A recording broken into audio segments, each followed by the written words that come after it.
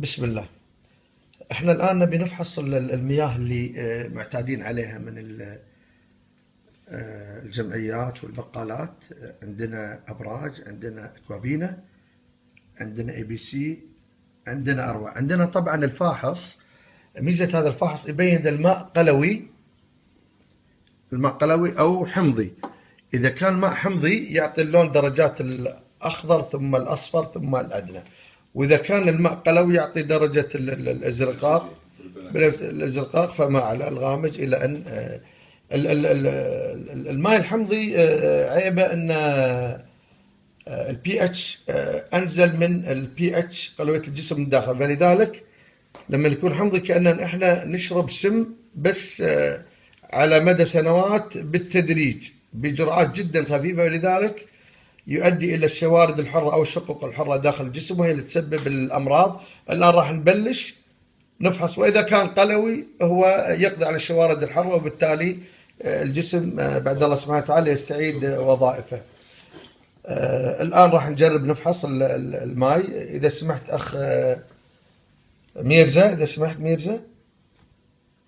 هذا برج، وهذا أكوافينا أبو قنبر، الله يعطيك العافية أبو قنبر. وهذا اي بي سي. أيوه. هذا أروى. هذا أروى. وهذا ومدري الماء القلوي. الماء القلوي هذا الجهاز هذا يحول ماء قلوي. طبعا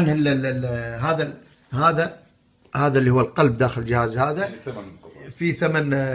في ثمن قطع من الداخل تحول الى الماء قلوي. فاذا كان الماء قلوي صحي للجسم يعطي 9.2. اوكي، يعني معناته فوق الهيدروجيني البي اتش اعلى، فقلوي يفيد الجسم.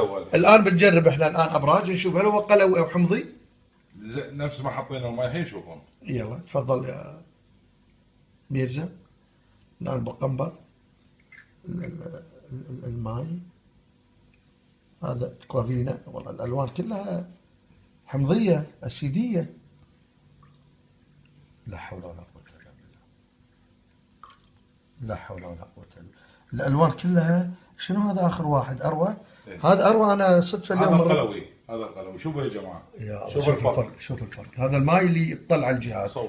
الالوان هذه الحمضيه معناته الواحد يشرب ماء غير صالح للاستخدام الادمي، وعلى المدى البعيد يعمل سكر، ضغط، كوليسترول، يعمل تليف للكبد، يسوي اعوذ بالله يؤدي الى السرطان. هاي ابراج، هذه كوافينا، اي بي سي، أروى. هذا الماء القلوي الصحي.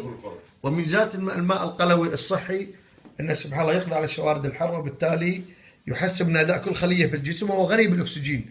يعني الأكسجين فيه 10 أضعاف اللي في الماء العادي. اللي عنده حمض يوريك يزيله بسرعة من الجسم، اللي عنده سكر يخفض السكر، أملاح زايدة طبعا يزيلها، قلنا نقرص اللي هو داء النقرس. عرفت شلون؟ الماء القلوي لو بتكلم عن فوائده ما تحصى، بس هذا باختصار حبينا نبين شنو الماء اللي يسمونه ماء الصحة. طبعا هذا الماء ما هو الصحة، المفروض ما ادري يعني هذا ماء جدا ضار.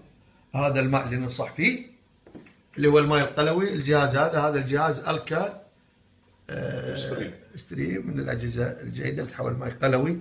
والسلام عليكم ورحمه الله تعالى وبركاته. اشكرك سيد ميرزا اخونا ابو قنبر. السلام عليكم.